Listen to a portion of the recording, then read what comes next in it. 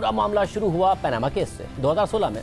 ICIJ की तरफ से पनामा पेपर्स की सूरत में लाखों दस्तावेजात लीक की गई और इन दस्तावेजात में नवाज शरीफ के बच्चों समेत 400 से ज़ायद पाकिस्तानियों का नाम था, जिन पर इल्ज़ाम था कि उनकी पनामा में ऑफशोर कंपनियां हैं। जिसके बाद उस वक्त की हुकूमत के खिलाफ एक मुहाज खड़ा कर दिया गया। तहरीक इंसाफ समेत दीगर अपोजिशन जमातें नून लीग के खिलाफ दबाव बढ़ाने लगी और 24 अगस्त 2016 को जमात इस्लामी के अमीर सिराजुल हक ने पनामा पेपर से मुतालिक सुप्रीम कोर्ट में दरख्वास्त दायर की, मगर इस दरख्वास्त में नवाज शरीफ का बराह रास्त नाम नहीं लिया गया था और 4 दिन बाद ही अदालत ने जमात इस्लामी की दरख्वास्त को फजूल करार देकर वापस कर दिया। फिर 29 अगस्त 2016 को इमरान खान ने नवाज शरीफ, मरियम नवाज और हसन और हुसैन नवाज से मुतालिक सुप्रीम कोर्ट में दरख्वास्त दायर की और नवाज शरीफ की नाअहली का मुतालबा किया। इसी दौरान तहरीक इंसाफ सड़कों पर भी नून लीग की हुकूमत पर दबाव बढ़ाती रही और फिर 20 अक्टूबर 2016 को सुप्रीम कोर्ट ने नवाज शरीफ की नाअहली के खिलाफ दरख्वास्तें मंजूर करते हुए कार्रवाई का आगाज़ कर दिया और कार्रवाई का आगाज़ करने के लिए बाकायदा 28 अक्टूबर 2016 को सुप्रीम कोर्ट ने 5 रुकनी लार्जर बेंच बनाया। इमरान खान ने इस हवाले से बात भी की। कई महीनों तक कार्रवाई के बाद 20 अप्रैल 2017 को सुप्रीम कोर्ट के 5 रुकनी बेंच ने 3-2 की अक्सरियत से फैसला सुनाया, मगर यह फैसला ना ही शरीफ खानदान के लिए क्लीन चिट साबित हुआ और ना ही इसे सज़ा के तौर पर लिया गया। इस समात के दौरान ऐसे रिमार्क्स दिए गए जिसमें गॉडफादर भी कहा गया, जो कि इमरान खान के सियासी बयानिए का हिस्सा बने। जब फैसला आया तो दोनों तरफ से फैसले पर खुशियां मनाई गई। 5 रुकनी बेंच में से जस्टिस आसिफ सईद खोसा और जस्टिस गुलजार अहमद का अक़लियती फैसला यह था कि नवाज शरीफ सादिक और अमीन नहीं रहे, इसलिए वो नाअहल होते हैं और उन्हें वज़ारत उज़्मा के ओहदे से हटाया जाए। जबकि जस्टिस एजाजुल एहसन, जस्टिस एजाज अफजल और जस्टिस अजमत सईद के 3 रुकनी अक्सरियती बेंच ने इस मामले पर मज़ीद तहकीकात का फैसला दिया और पाकिस्तान की तारीख में पहली दफ़ा एक ऐसी JIT बनाने का हुक्म दिया गया जिसमें ISI, MI, FIA, NAB, SCCP और स्टेट बैंक के अफसरान शामिल करने की हिदायत दी गई। हुक्म दिया गया कि ये JIT ये तहकीकात करेगी कि क्या शरीफ खानदान के असासे उनकी आमदनी से ज़ायद हैं या नहीं और JIT को अपनी रिपोर्ट जमा कराने के लिए 60 दिन का वक्त दिया गया। इस तरह 20 अप्रैल के फैसले से नवाज शरीफ वज़ीर आज़म तो बरकरार रहे, मगर उनके ख़ानदान को मज़ीद तहकीकात का सामना करना पड़ा। दिलचस्प बात यह है कि JIT बनने से पहले ही एक तनाज़ा उठ खड़ा हुआ। 20 अप्रैल 2017 के अदालती हुक्म के बाद 6 इदारों ने 27 अप्रैल से पहले सुप्रीम कोर्ट के हुक्म के मुताबिक JIT के लिए मुख्तलिफ नाम अदालत को भेजे। 27 अप्रैल ही को स्टेट बैंक और SCCP को सुप्रीम कोर्ट की तरफ से मजीद नाम भेजने का हुक्म मिला और इसी दौरान इन इदारों को एक व्हाट्सएप कॉल मौसूल हुई और उनसे मखसूस नाम शामिल करने का कहा गया। SCCP से बिलाल रसूल और स्टेट बैंक से आमिर अजीज़ का नाम शामिल करने का कहा गया। 28 अप्रैल को चेयरमैन SCCP ने खत लिखकर सुप्रीम कोर्ट को इस पुरअसरार कॉल के बारे में आगाह भी कर दिया। फिर इसके बाद सुप्रीम कोर्ट के खुसूसी बेंच ने JIT तश्कील के लिए पहली समाअत 3 मई को की, जिसमें अदालत ने SCCP और स्टेट बैंक के पेश किए गए नामों को मंजूर नहीं किया और जस्टिस एजाज अफजल ने रिमार्क्स दिए कि governor state bank, chairman SCCP ने जो नाम भिजवाए हैं वो शक व शुबे से बाला नहीं हैं। ऐसे अफराद चाहिए जिनका किरदार हीरे जैसा हो।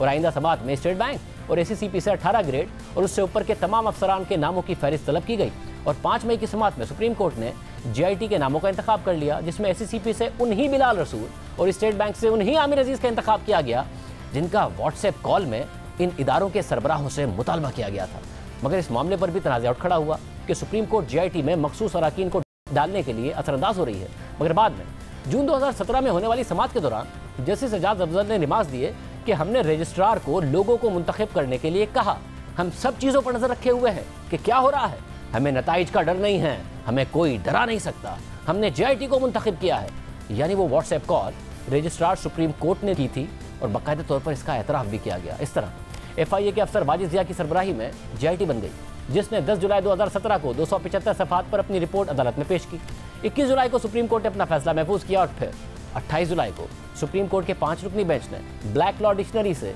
एक तशरीह निकालकर उस वक्त के मुंतखब वज़ीर आज़म को, नवाज शरीफ को, काबिल वसूल तनख्वाह की बुनियाद पर नाअहल करार दे दिया। साथ ही शरीफ खानदान और इसहाक डार के खिलाफ NAB को 6 हफ्तों में 3 रेफरेंसेस दायर करने का भी हुक्म दे दिया और इंसाफ अदालत को कहा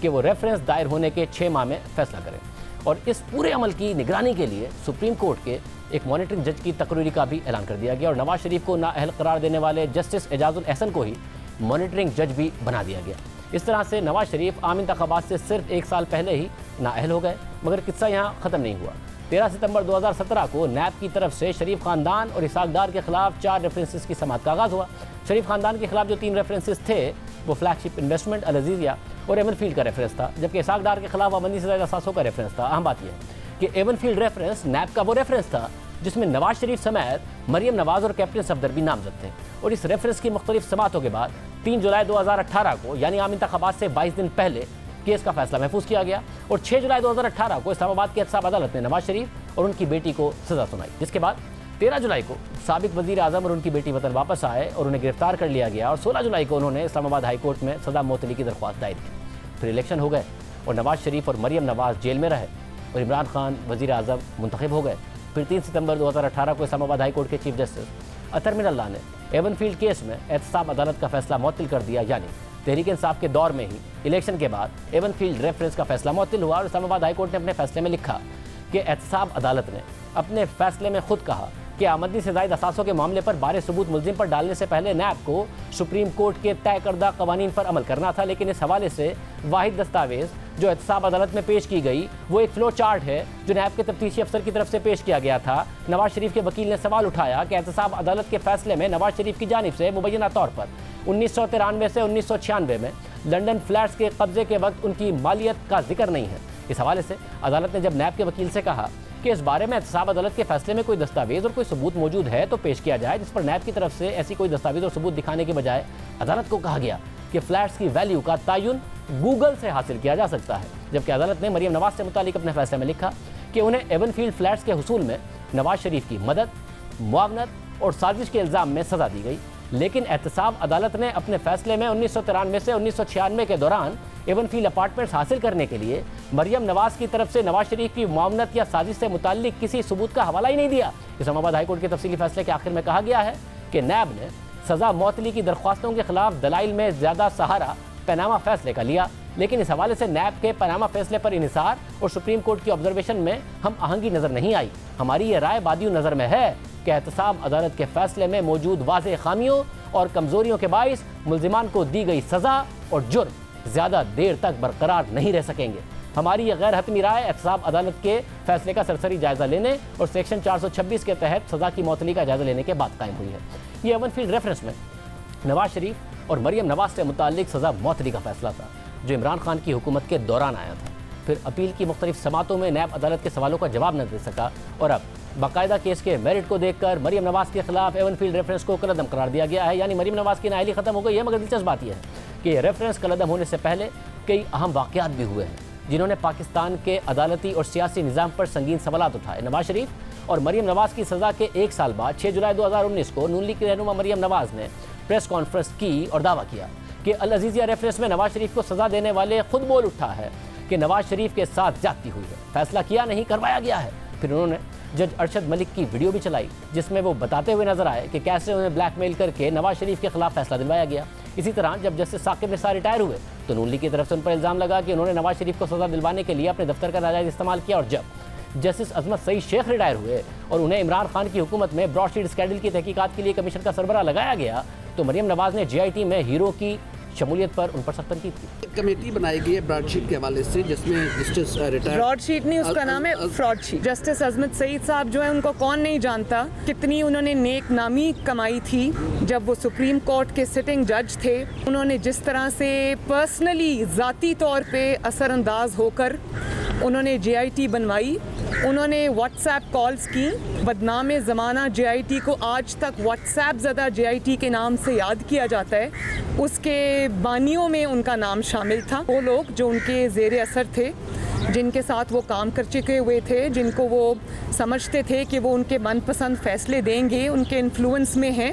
उन्होंने ज़ाती तौर पे इदारों को व्हाट्सएप कॉल्स करके उनके नाम JIT में शामिल करवाए। एक मुंतखब वज़ीर आज़म के ख़िलाफ़ साजिश थी, उसमें वो बहुत बड़ा उसका हिस्सा थे,